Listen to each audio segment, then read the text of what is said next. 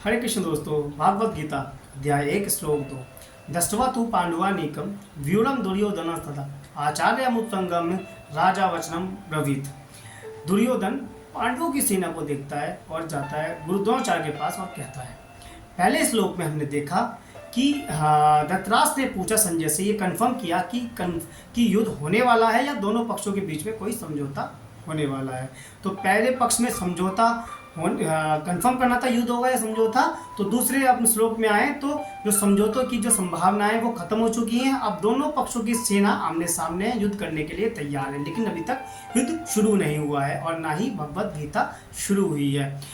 जो पांडव जो दुर्योधन है वो कौरव पक्ष की सेना का राजा था और वो देखता है जब पांडवों पक्ष की सेना को विशाल सेना को देखता है, उनके जो योद्धा हैं उनको देखता है और देखने के बाद वो जाता है सीधा गुरु द्रोणाचार्य के पास। क्यों भाई? भीष्म पितामह थे जो कौरव पक्ष की सेना के सेनापति, वो सबसे ज़्यादा वृद्ध भी थे और सबसे ज़्यादा शक्तिशाली भी थे। उनको इच्छा मृत्यु का वरदान भी था। दुर्योधन उनके पास नहीं जाता है। जो उनकी सेना में सबसे विश्वास पात्र योद्धा था दुर्योधन का, वो थे कर्ण। दुर्योधन कर्ण के पास भी नहीं जाता है। तो क्यों ऐसा की, क्या बात है कि वो दुर्योधन सेना को देखकर गुरु द्रोणाचार्य के पास ही जाता है? असल में दुर्योधन को लगता है कि ये जो युद्ध हो रहा है, जितने भी वो सेना सामने है और योद्धा सामने है, उसका एकमात्र कारण है गुरु द्रोणाचार्य। जितने भी योद्धा थे दूसरी तरफ, वो सारे गुरु द्रोणाचार्य के प्रिय शिष्य थे। अर्जुन जो उनको अत्यंत प्रिय था या सबसे प्रिय था, उसको तो उन्होंने दुनिया का सर्वश्रेष्ठ धनुर्धर बनाने का फैसला भी किया था। और बाकी जो पांडव थे उनको भी द्रोणाचार्य बहुत ज़्यादा पसंद करते थे, बहुत ज़्यादा प्यार करते थे।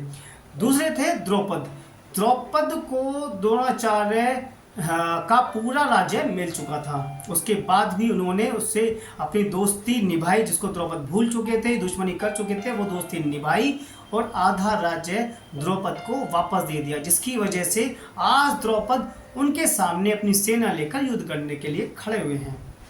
और एक थे द्रौपद के पुत्र धृष्टद्युम्न उसके गुरु द्रोण के दुश्मन के पुत्र थे, जिनको उन्होंने अभयदान दिया था। उसके बाद उनको पता था गुरु द्रोण को कि धृष्टद्युम्न का जन्म जो हुआ है वो उनकी मृत्यु के लिए ही हुआ है। फिर भी गुरु द्रोणाचार्य ने धृष्टद्युम्न को अपना शिष्य बनाया और उसको युद्ध कला सिखाई और आज वो धृष्टद्युम्न पांडवों की सेना का सेनापति है। तो दुर्योधन ये समझाना चाहते थे गुरु द्रोणाचार्य को कि ये जो युद्ध हो रहा है और इस युद्ध में जितने भी महारथी और सेना हमारे सामने खड़ी हुई है, उसके एकमात्र जिम्मेदार आप हैं गुरुवर, आप हैं और कोई नहीं।